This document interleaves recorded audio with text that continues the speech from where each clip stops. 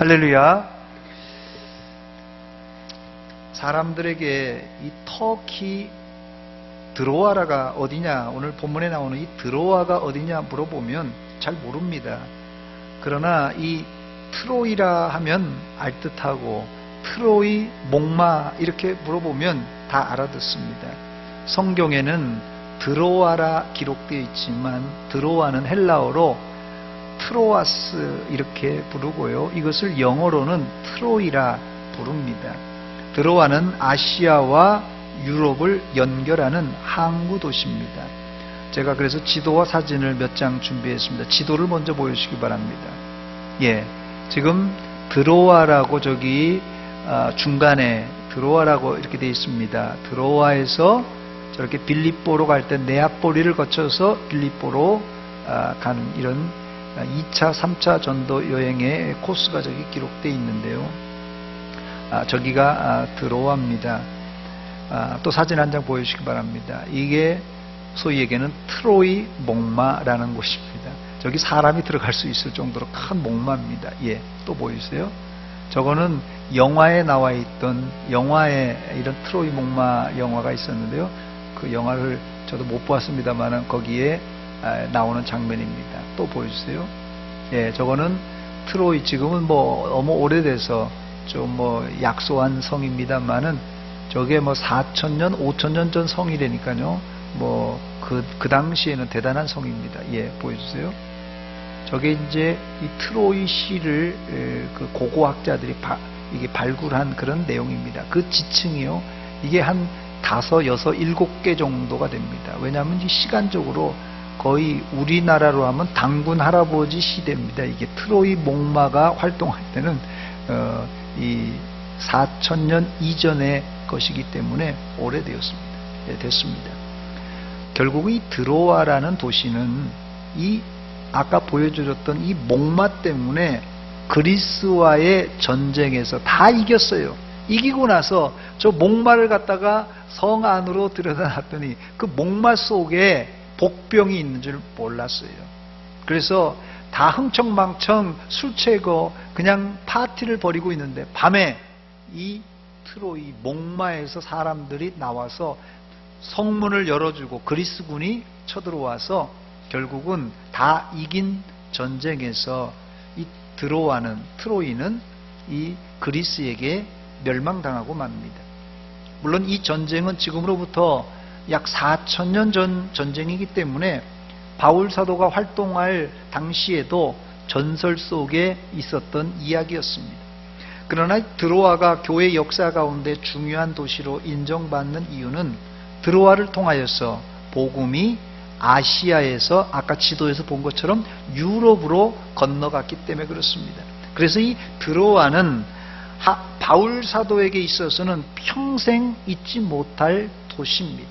사실 바울 사도는 유럽을 건너가려고 하지 않았고 아시아를 이제 복음화시키기 위해서 아시아로 가려고 했습니다. 그런데 아시아로 가려고 해도 성령께서 계속 그 발걸음을 이제 막아서는 것입니다. 그래서 할 수 없이 제2차 전도 여행 때 드로아에 오게 됩니다.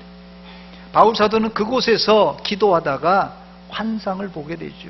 무슨 환상입니까? 마게도니아인이 건너와서 우리를 도우라 하루는 이런 환상을 보게 됩니다.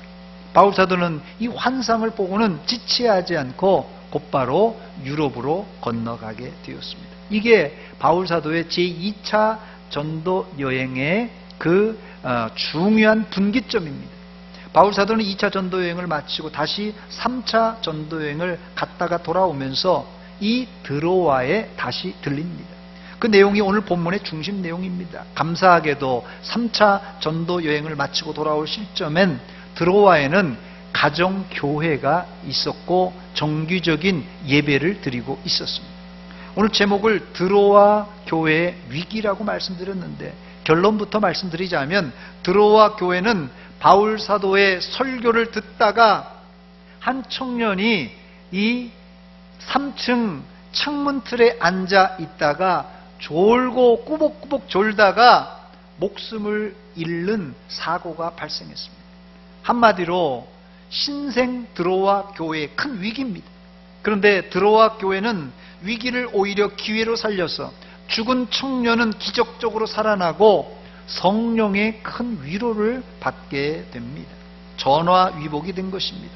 혹시 이 자리에도 드로아 교회 청년이 죽음에 이른 것과 같은 죽음 일보 직전의 위기를 만난 성도들이 오셨습니까? 뭐 죽음 일보 직전이 아닐지라도 상당히 힘든 그런 인생의 문제를 가지고 오신 분들이 있습니까? 낙심하지 마시고 위기가 기회가 되고 오히려 축복으로 변화되는 성도들이 되시기를 주의 이름으로 축원합니다. 저를 한번 따라서 하시기 바랍니다. 신앙의 위기는 기회입니다. 틀림없습니다. 신앙의 위기는 여러분들에게 기회가 됩니다. 첫 번째로 먼저 본문의 시간적인 배경을 살펴보겠습니다. 현재 바울 사도는 제3차 전도여행을 마치고 예루살렘으로 돌아오는 길입니다. 이때 바울 사도는 마게도냐와 아가야 지역 교회로부터 받은 구제 헌금을 가지고 돌아오는 길입니다. 당시 예루살렘에는 큰 이 기근이 있어서 성도들이 굶어 죽는다는 소문이 들렸어요. 이런 소문이 아시아를 넘어서 유럽에게까지 전달되자 고린도를 비롯한 빌립보와 그 외 헬라 교회들이 예루살렘 모 교회를 위해서 십시일반으로 구제 헌금을 바울 사도 편에 보냈던 것입니다. 이때가 바로 이 제3차 전도여행을 마치고 이제 돌아가는 시점이기 때문에 주후 58년경입니다. 이때가 주후 58년경이에요.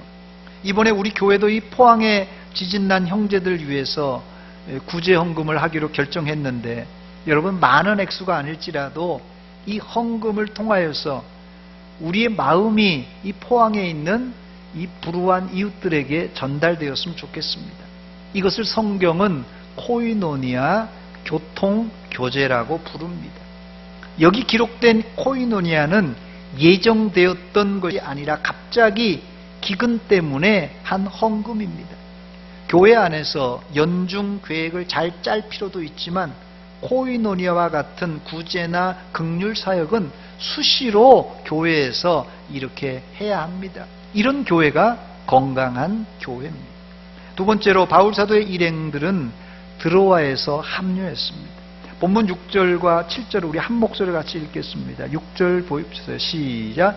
우리는 무교절 후에 빌립보에서 배로 떠나 닷새만에 드로아에 있는 그들에게 가서 이레를 머무니라. 그 주간의 첫날에 우리가 떡을 떼려 하여 모였더니 바울이 이튿날 떠나고자 하여 그들에게 강론할세 말을 밤중까지 계속하매 했어요.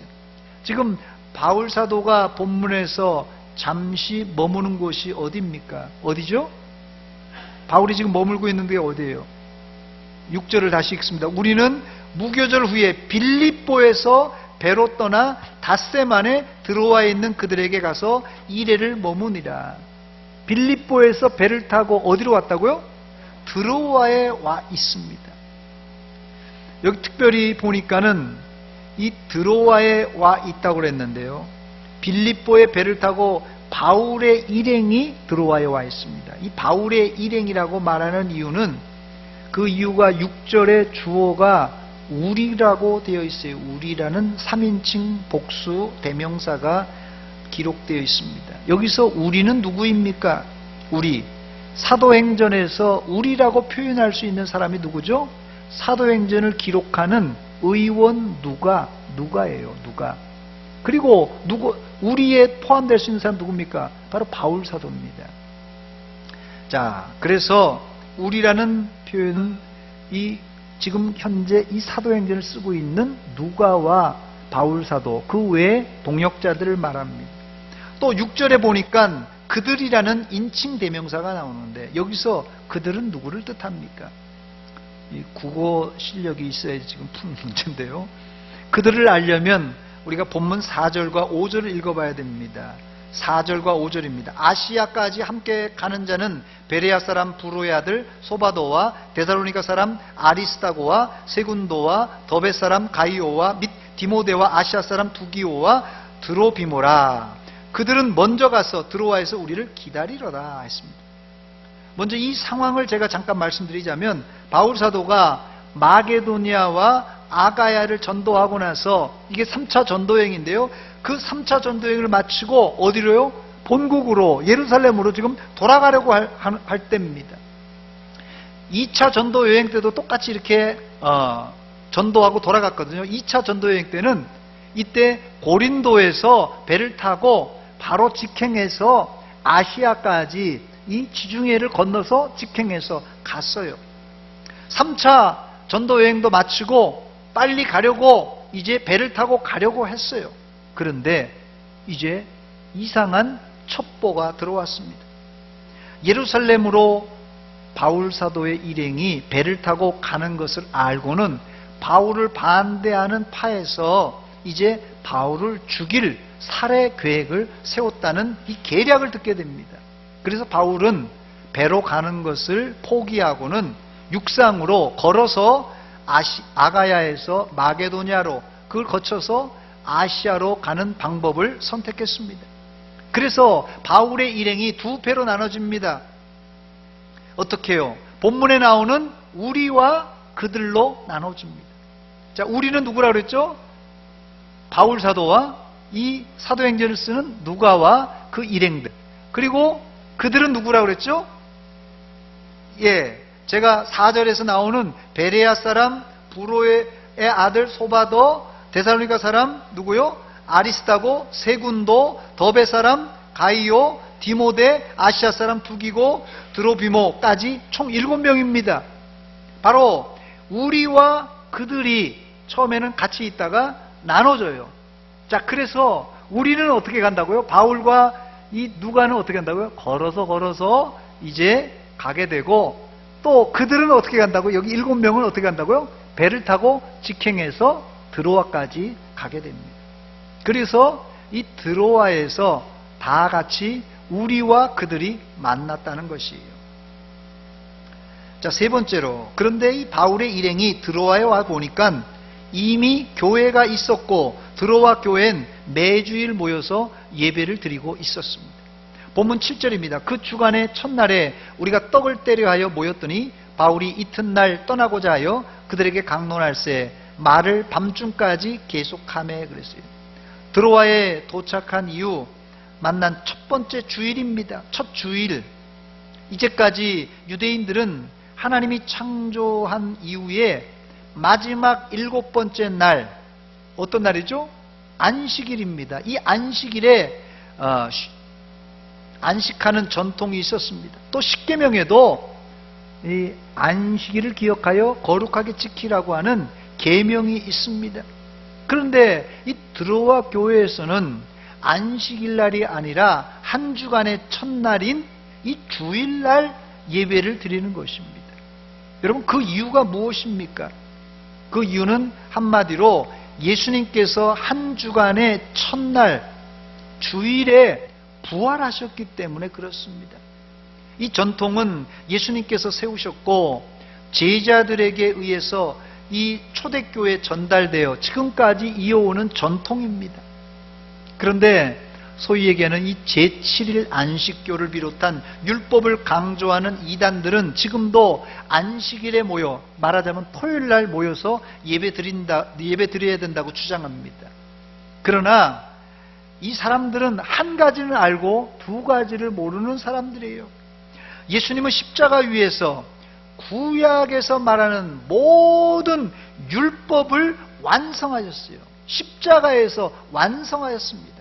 그리고는 장사한 지 사흘 만에 부활하심으로 이제 예수님께서 새로운 율법, 새로운 시대, 새로운 질서를 만드셨다는 것이에요. 이 제7일 안식교나 이런 사람들은 하나는 아는데 둘은 모르는 것이에요. 우리가 예배 드리는 날이 안식일이 아니라 왜 주일이어야 되는 것입니까? 우리가 안식일날, 토요일날 아니고 왜 주일날 모여서 예배 드리는 것입니까? 그 중요한 이유는 첫 번째로 예수님은 실제 안식 후 첫날 주일에 부활하셨고 주일날 제자들을 찾아왔습니다. 요한복음 20장 19절입니다. 이날 곧 안식 후 언제요? 첫날 저녁 때에 제자들이 유대인들을 두려워하여 모인 곳에 문들을 닫았더니 예수께서 오사 가운데 서서 이르시되 너희에게 평강이 있을지어다, 이렇게 얘기했어요. 그 이후 안식 후 첫날 부활절을 기념하기 위해서 교회는 정규적으로 모이기 시작했습니다.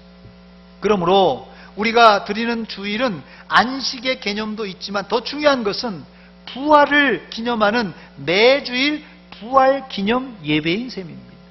그래서 주일날 모이는 거예요.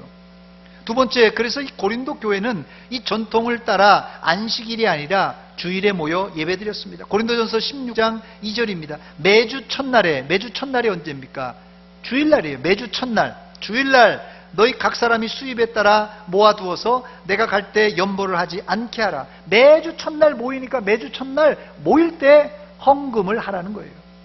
세 번째, 요한 사도는 주일을 주의 날이라고 불렀습니다. 요한계시록 1장 10절입니다. 주의 날에 내가 성령에 감동되어 내 뒤에 나는 나팔 소리 같은 큰 음성을 들었다고 그랬어요. 주의 날이라고 말합니다. 네 번째로 본문에 나오는 드로아 교회도 그 주간의 첫날 주일에 모여서 예배를 드렸습니다. 다섯 번째로는 2차적인 증거입니다만은 사도 이후에 그 속죄자, 사도의 제자들을 갖다가 속죄자라고 그러고 속죄자의 제자들을 교부들이라고 말합니다, 보통. 그래서 이 사도들의 대를 이은 사람들이 교부들이에요. 이 교부들도 주일날 모여서 예배드리는 전통을 이어갔습니다. 그 대표적인 그 기록에 보면 초대교회 교부였던 성 이그나시우스라는 이 교부는 안식 후 첫날을 교회가 모이는 주의 날로 삼았습니다. 또 순교자 저스틴도 그날을 하나님 창조의 첫날이라고 말했어요. 즉 예수님과 사도들이 세운 주일을 초대 교부들은 교회의 교리와 전통으로 삼아서 매 주일날마다 모여서 예배를 드렸습니다. 자, 네 번째로, 여기까지는 좋은데 드로아 교회에 위기가 발생했습니다. 문제는 주일 다음 날 바울 사도가 예루살렘으로 가야 할 길이 바빠서 주일 저녁 설교를 밤 늦도록 했어요. 얼마나 오래 했는지 아세요? 본문 7절을 함께 읽겠습니다. 같이 읽습니다. 시작. 그 주간의 첫날에 우리가 떡을 떼려 하여 모였더니 바울이 이튿날 떠나고자 하여 그들에게 강론할세 말을 언제까지요? 밤중까지 계속하며 그랬어요. 밤중까지. 영어 성경이 밤중을 미드나이트라고 되어 있습니다. 미드나이트 하면 보통 한밤중 이렇게 번역도 되고, 미드나이트 하면 일반적으로는 자정을 말합니다. 12시, 밤 12시를 미드나이트라고 합니다. 한밤중 12시까지. 제가 지금 설교해서 밤 12시까지 한번 해볼까요? 아마 그럼 난리 날 거예요, 아마. 근데 바울 사도는 사정이 있었죠. 왜 밤 12시까지 할 수밖에 없었다고요? 다음날 떠나야 되니까 언제 또 만날 기약도 없어요. 그래서 드로아 교회 교인들에게 늦은 예배 시간을 늘려서 12시, 밤 12시까지, 깊은 밤까지 했던 것이에요. 우리 한국교회도 초대교회 부흥회 하는 거 보면 예전에 아마 서문교회도 그랬을 것 같은데요. 제가 있었던 교회에도, 제가 어릴 적이에요. 중학교인가 고등학교인데 모르겠는데 교회 부흥을 했는데 12시가 넘게 끝났습니다. 그랬더니 그 부흥 강사가 하시는 말씀이, 이거 예전에는, 그때가 70년대니까요. 60년대, 50년대는 그냥 날 새면서 했다고 그러는 거예요. 12시가 넘어서 끝났어요. 근데 아무도 불평하지 않고 은혜를 받으니까 그렇게 되더라고요. 바울 사도가 시간이 없어서 할 말은 많고 시간은 없고 밤늦게까지 설교를 했습니다. 제가 중국에 갔다 온 목사님들 몇 분을 이렇게 만났는데, 중국에 갔다 온 목사님들이 한결같이 하는 말씀이 있는데, 중국 가정교회에 가서 말씀을 전하고 설교를 했는데 하나님의 말씀을 얼마나 간절하게 갈급하게 받는지 모른다는 그런 얘기를 많이 들었어요.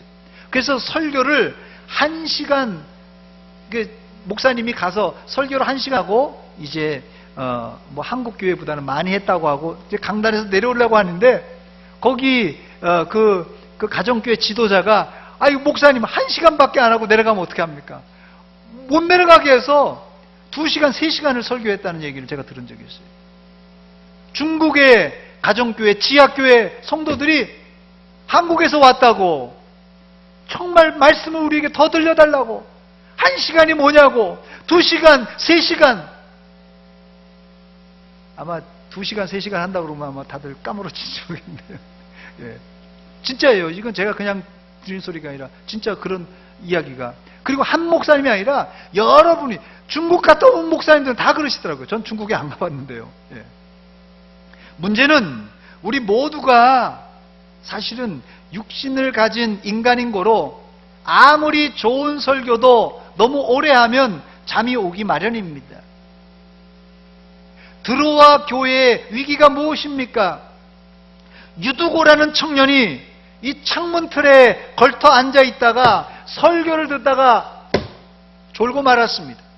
거기까지는 그런 대로 이해가 될 수 있죠. 뭐 설교하다가 조는 거, 뭐 그게 뭐 보통 있을 수 있는 일이죠.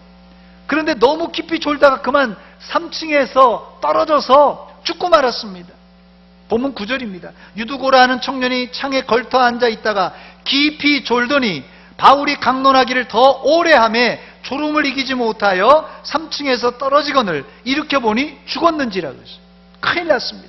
아마 우리 교회에서 김용환 목사가 설교를 길게 해서 한 청년이 3층에서 중3층에서 떨어져 죽는 사건이 발생한다면 아마 신문이고 방송이고 야단 아닐 것입니다. 목사가 사람을 죽였네, 뭐 설교하다 사람을 죽였네, 대전 서문교회 사람 죽이는 교회네, 별 이상한 소문이 다 날 겁니다.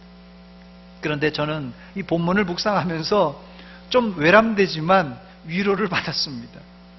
위대한 바울 사도가 설교하는데 그 자리에도 조는 사람이 있었다는 거예요.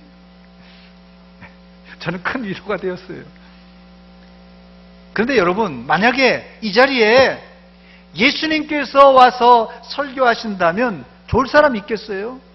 예수님께서 지금 여기 강단에서 설교하신다면 졸 사람 있겠습니까? 졸 사람 없어요. 예수님께서 오시는데 예수님의 입에서 떨어지는 말 한마디라도 들으려고 그냥 집중해서 들을 겁니다. 그렇다면 등급을 좀 낮추어서 베드로 사도가 우리 교회에서 부흥회를 한다면, 바울 사도가 우리 교회에서 부흥회 한다면 여러분 오시겠어요? 안 오시겠어요? 당연히 오시겠죠. 앞자리부터 앉으려고, 베드로 사도 얼굴이라도 좀 보려고, 바울 사도 얼굴이라도 보려고 아마 앞자리에 다 앉고, 뭐 안수 기도를 한번 받으면 병도 막 낫는다는데 아마 앞자리에 다 앉을 것이에요. 아마 위대한 사도가 온다면 절대 조는 사람 없을 것입니다. 그렇다면 등급을 더 낮추어서 10등급 낮추어서 김용환 목사가 설교하면 여러분들은 졸겠습니까? 안 졸겠습니까? 여러분, 김용환 목사 설교가 좀 졸립니까? 졸려요? 솔직히 뭐 졸릴 때도 있죠. 예, 졸릴 때도 있죠. 뭐 목사가 설교를 잘 해야지 안 조는데 또 졸린 말을 할 때도 있습니다. 그래서 예수 믿지 않는 사람도 그러더라고요. 제가 얘기만 조금 길게 하면 목사님 설교하시네. 설교도 아닌데 그냥 차 마시면서 얘기하는데도 목사님 설교하시네 그러시더라고요. 그래서 이건 좀 비꼬는 얘기구나. 제가 그래서 조금 웬만하면 말을 줄이려고 하는데 직업상 또 나오면 이게 주책스럽게 또 나오더라고요. 죄송합니다. 한 번, 두 번 조는 거 저도 조은 적이 있으니까 이해가 됩니다만은 상습적으로 조는 분들 이건 조금 문제가 있지 않을까요? 그런데 혹은 설교 시작하기도 전에 조는 분들이 있더라고요. 이런 분들은 도대체 어떤 분들입니까? 예. 설교가 졸려서 설교를 듣다가 조는 거는 뭐 그런 대로 설교를 못하니까 조는구나 이해가 되는데, 설교 시작도 전에 졸면 저보러 어떻게 하라는 것입니까 이게? 목사가 사실은 이 한 편의 설교를 준비하기 위해서 일주일 동안 기도하면서 정말 간절한 심령을 가지고 우리 교인들이 이 말씀을 듣고 영적으로 성장이 일어나고 심령의 부흥이 일어나기를 간절한 마음으로 기도하며 준비하는 설교입니다, 여러분. 여러분들이 어떻게 듣는지 모르지만 정말 이 목사의 진을 빼는 게 이 설교입니다. 어떨 땐 설교 때문에 목사가 잠도 설치기도 하고, 또 설교하러 강단에 내려가고 올라올 때 어떨 땐 조마조마해요. 설교를 듣고 어떻게 사람들이 은혜를 받았는가. 이렇게 제가 좀 소심한 편입니다. 여러분, 제가 좀 소심한 편입니다, 여러분. 그래서 웬만하면 설교도 제가 아주 자세하게 또 좀 치밀하게 좀 준비하려고 하는 편입니다. 토시 하나도 놓치지 않고 제가 이렇게 하려고 하는 편입니다. 그러니 이제 재미없는 설교라고 생각하지 마시고 잘 들으시기 바랍니다. 그래야 여러분의 영혼이 건강합니다. 저는 설교를 준비하고 목회를 하면서 이런 마음으로 설교와 목양을 하려고 합니다. 히브리서 13장 17절입니다. 우리 한번 비춰보시기 바랍니다. 천천히 한번 읽어보겠습니다. 김용환 목사가 어떤 마음으로 설교를 준비하고 어떤 마음으로 목양을 하는지. 시작. 너희를 인도하는 자들에게 순종하고 복종하라. 그들은 너희 영혼을 위하여 경성하기를 자신들이 청산할 자인 것 같이 하느니라. 아멘. 여러분, 목사의 마음은 뭐 저만이 아니라 목회하는 사람들의 마음은 다 똑같다 생각이 됩니다. 이 성도들의 영혼을 위해서 경성하기를 자신들이 청산할 것처럼 이 영혼들을 책임지는 마음으로 그렇게 설교를 준비하고 목양을 하는 것입니다. 저는 뭐 설교를 잘 하지 못합니다만은 이런 심정으로 설교도 준비하고 또 목양을 하려고 합니다. 이렇게 해도 어떤 분들은 오해하는 분들이 많더라고요. 어떤 분들은 설교 시간에 목사님이 나를 또 공격하는 것 아닌가, 나를 치는 설교가 아닌가. 제가 별 설교를, 별 이야기를 다 들었습니다. 제가 전주에서 목회할 때예요. 전주에 가서 한 1년쯤 됐을 때입니다. 제가 그래도 10년 전이니까 조금 그때는 강단에서도 막 고함도 많이 쳤을 때입니다. 그런데 어떤 부부가 온 가족이 한 2주, 3주를 안 나오는 거예요. 그래서 전도사님한테 한번 전화를 한번 해보시라고. 그 젊은 부부가 안 나오고 애들도 안 나오고 무슨 일이냐고. 전화를 했답니다. 두 부부가 어떤 부부냐면 우리 교회 바로 붙어 있는 집사님이 한 분 계셔요. 집사님이 한 분 계신데 그 아들 부부예요. 그 부부는 뭐 교회하고 조금 떨어졌습니다만은 멀리 떨어지진 않았어요. 그래서 담당 전도사님이 왜 2주간 3주간 안 보입니까? 전화를 했더니 하는 말이 그 옆에 큰 교회가 있습니다. 바울교회라고 성결교회인데 그 전주에서 제일 큰 교회 안디옥 교회하고 막상막한 거의 10,000명이 모인다고. 출석교회는 10,000명은 안 되는데 제적이 10,000명이 넘는 교회입니다. 한 5,000명 이상 모이는지 않나 생각이 되는데 그 교회로 옮겼다는 거예요. 그래서 전도사님이 그 이유를 물어봤답니다. 이유인즉슨 목사님이 자기를 치는 설교를 해서 옮겼다는 것이에요. 그 집에 사정이 있었어요. 남편이 한 달 전에 실직을 했는데 목사님이 설교 중에 제가 아마 예화를 하면서 그랬는지 잘 기억은 안 납니다만 실직에 관한 이야기를 제가 예화로 들었던 모양입니다. 그 이야기를 듣고는 단단히 실망해서 교회를 옮겼다는 것이에요.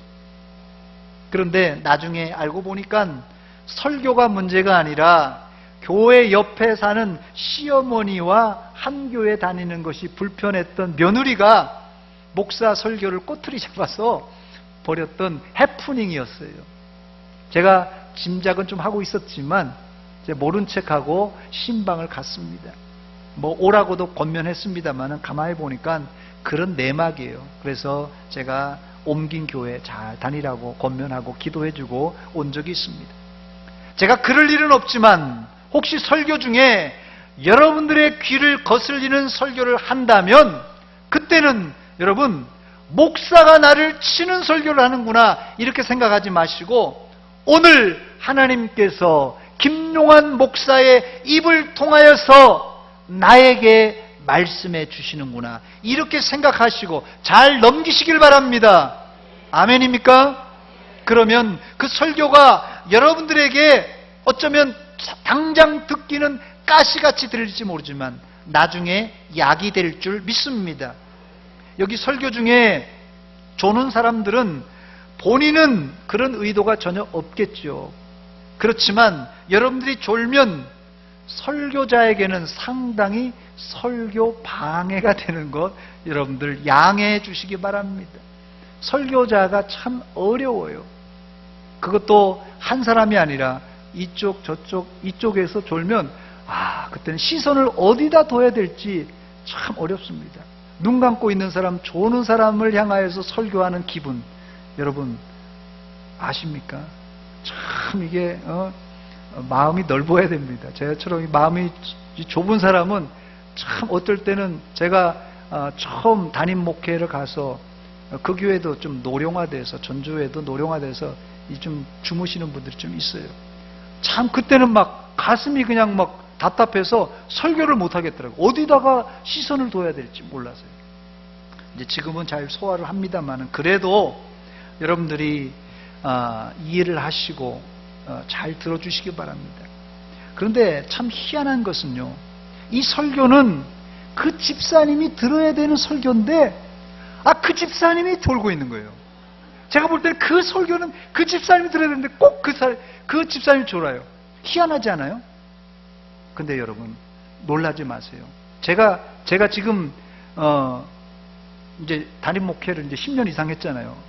하면서 제가 느낀 게 뭐냐면 이거는 그냥 생리적인 현상이 아니구나. 졸음을 참지 못하는 생리적인 현상이 아니라 생리적인 현상을 뛰어넘는 이건 영적인 막힘 현상이라고 제가 그렇게 확신이 옵니다.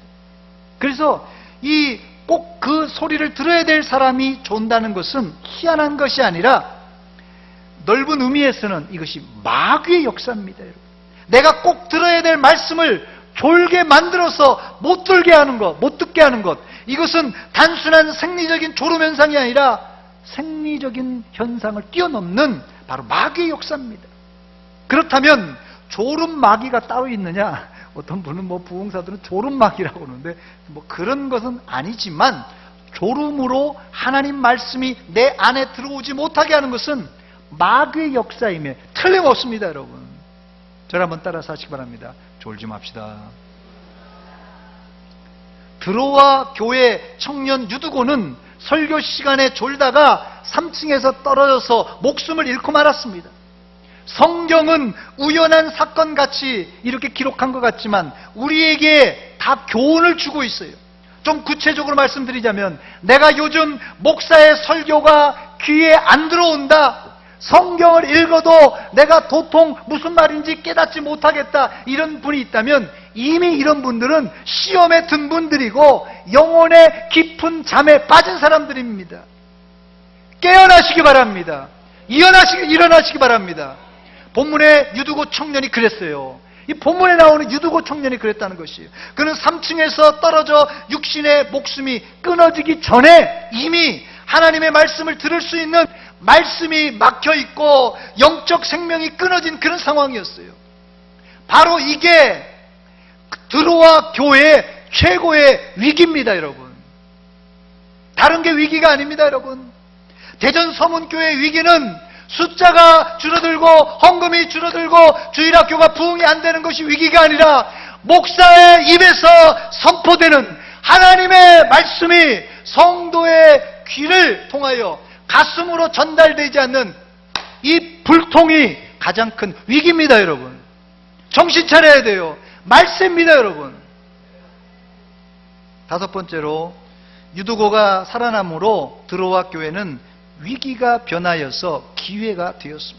본문 10절로 12절입니다. 바울이 내려가서 그 위에 엎드려 그 몸을 안고 말하되 떠들지 말라, 생명이 그에게 있다 하고 올라가 떡을 떼어 먹고 오랫동안 곧 날이 새기까지 이야기하고 떠나니라. 사람들이 살아난 청년을 데리고 가서 적지 않게 위로를 받았더라. 아멘.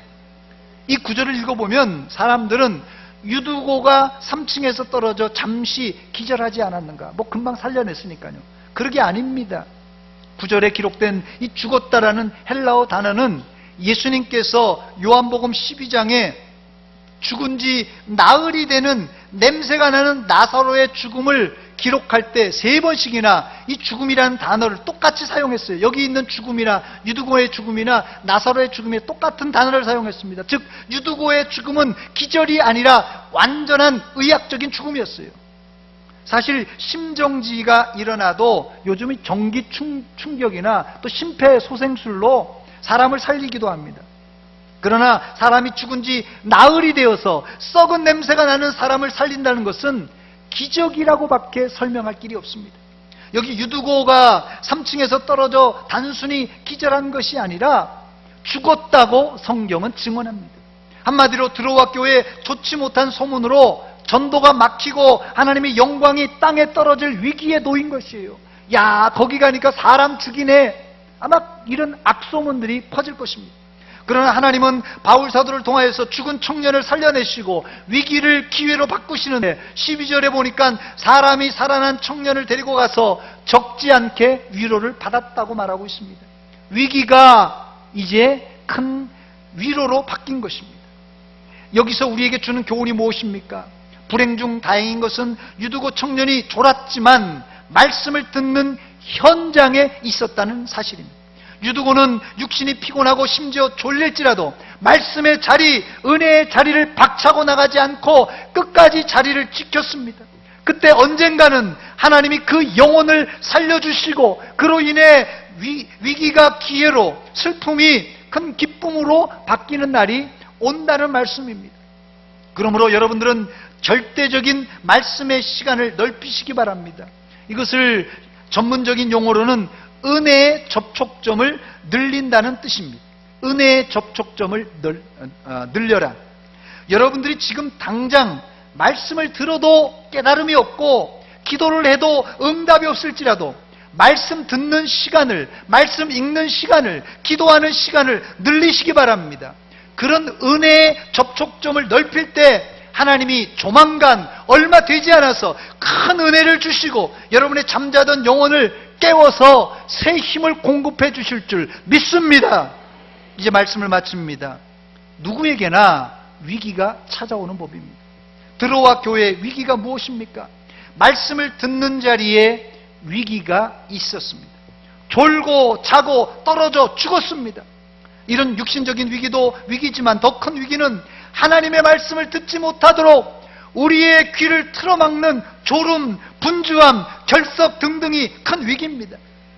여러분들은 하나님 말씀에 집중할 수 있도록 전날, 토요일날 충분한 수면을 취하시기 바랍니다.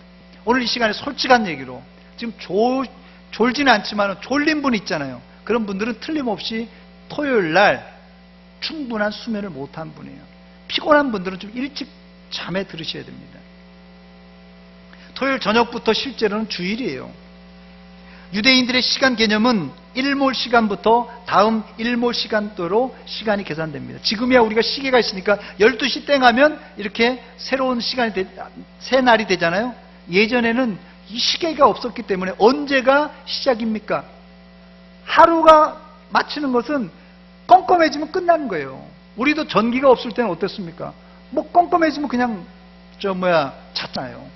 뭐 불이 없는데 어떡하겠어요? 호롱불이 있었긴 했지만 뭐 보통 불이 없으면 껌껌해서 그냥 그날은 끝난 겁니다. 더 활동을 못해요. 유대인들의 전통도 마찬가지였어요. 일몰 시간으로 딱 하루가 끝납니다. 그렇다면 무슨 말입니까? 껌껌해지면 새로운 날이 시작된다는 거예요. 밤이지만은. 그러므로 이런 시간을 감안할 때 토요일 저녁부터 사실 주일의 개념으로 봐야 됩니다. 실제로는 토요일 저녁부터가 주일이라고 봐야 됩니다. 그래서 토요일부터 육신적인 충분한 수면과 영적인 갈급함을 가지고 내일 목사님이 어떤 설교를 하실까? 내일 또 내가 어떤 은혜를 하나님께 받을까? 내가 어떻게 하나님께 영광을 돌릴까? 이런 기대를 가져야 된다는 것입니다. 그런 간절함과 사모하는 심령에 하나님은 은혜를 부어주실 줄 믿습니다. 여러분들의 최대의 위기가 뭡니까? 여러분들의 최대 위기는 하나님 말씀이 들리지 않고 귀가 닫혔다는 것이 이게 교회의 가장 큰 위기입니다. 이제 여러분의 영적인 귀는 열려지고 영안이 열려져서 하나님의 말씀을 듣는 대로 깨닫고 말씀의 은혜 받아서 남은 생에 죽도록 충성하는 성도들이 되시기를 주의 이름으로 축원합니다. 축원합니다. 같이 기도합니다. 하나님 아버지, 은혜와 사랑 감사드립니다. 이 오후 시간에 다시 한번 말씀으로 은혜 주신 것 감사합니다. 이 시간 말씀 가운데 잠자던 심령이 있다면, 조는 심령이 있다면 깨어나 일어나게 하여 주시옵소서.